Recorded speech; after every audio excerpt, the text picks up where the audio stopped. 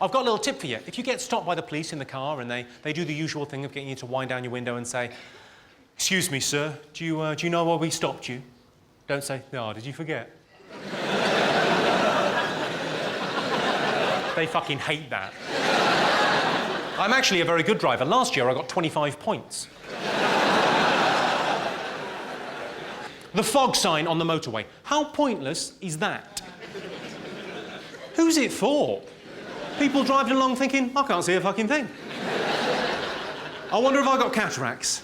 Oh no, wait, look, it's fog, what am I like?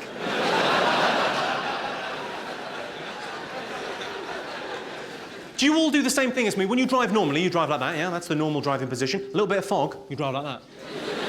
You get a little bit closer. You get a better view, just in case the fog is in the car.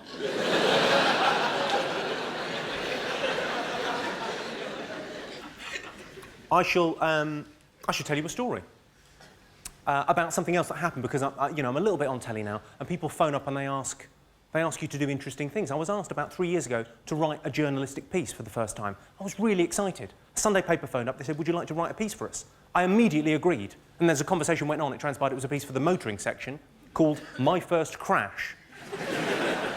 I think I would have said no, but I'd already said yes earlier in the conversation. So what do you do? I said, yeah, OK, fine. And in the end, I was quite pleased with what I wrote. I wrote about sort of, 250 words on my first crash. I said, what happened was I went on a driving holiday, flew into Barcelona, rented a car, went around Spain, Portugal, France, just staying in sort of 3-star hotels and B&Bs and just kind of hanging around, yeah? And the idea was we would end up driving back to Paris, get the Eurostar back. Go first class, be quite exciting. It had only just opened, so it was quite an exciting thing. We slightly mistimed it. So we're kind of late getting back into Paris. This is the days before, sat-nav. So we've got maps out. We're trying to work out how Paris is, it's a complicated city to get round. It's late at night. We got cut up by loads of guys on scooters. Just in an underpass, we just clipped a Merc.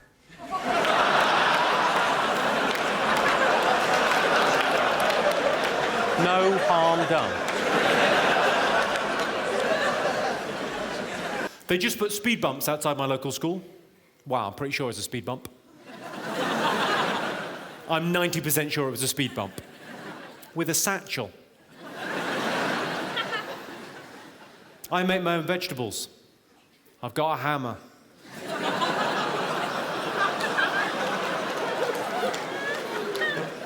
Those drink driving ads are horrific, aren't they? They're like 30-second horror films. My favourite. It was 2 or 3 years ago, and it panned down a hospital corridor to find this man sitting in a hospital bed being fed mushy food by a nurse. And the voiceover simply said, "This is a drunk driver." And you find yourself thinking, well, he'd be something of a liability behind the wheel sober. Has anyone here ever driven drunk? Has anyone? By show of hands, anyone? You have. Well, I admire your honesty.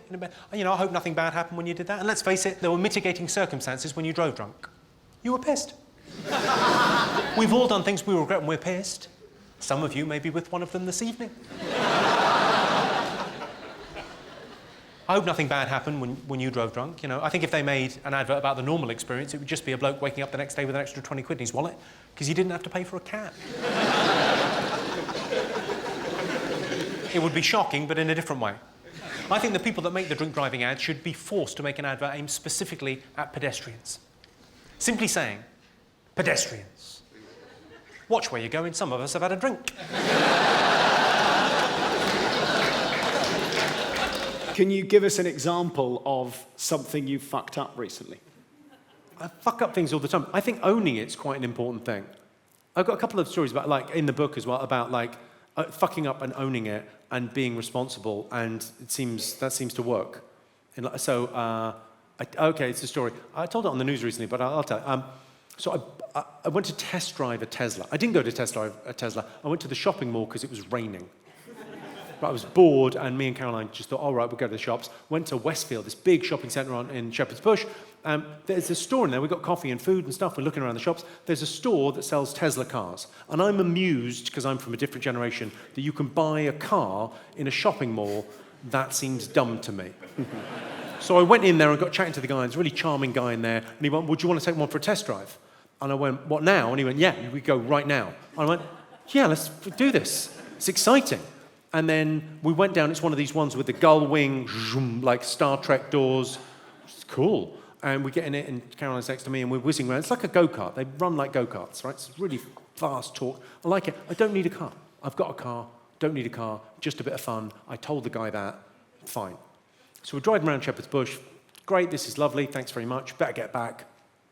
And we got back into Westfield. If you've been there, it's fucking enormous. And we got lost in the basement.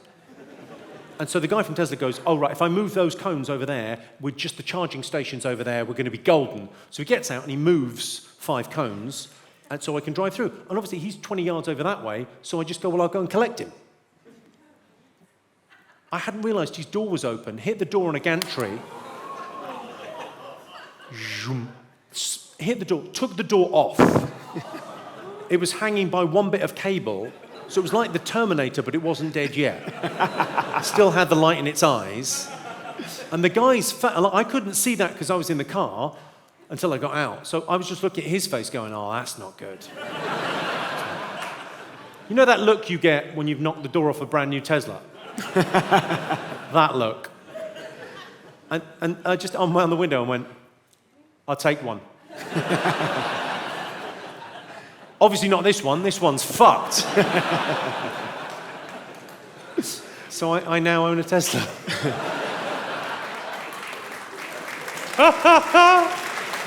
Hi, I'm Jimmy Carr, the guy you just saw in that video. Thanks for watching it, because somehow I get money from that. I don't know how. I don't know. But probably it filters through some sort of advert that you watched before you watched the video, maybe? Or maybe you subscribed. Anyway, thanks for watching it. And somehow that benefits me. And hopefully I'll see you at a live show at some point further down the sunny road. Good luck.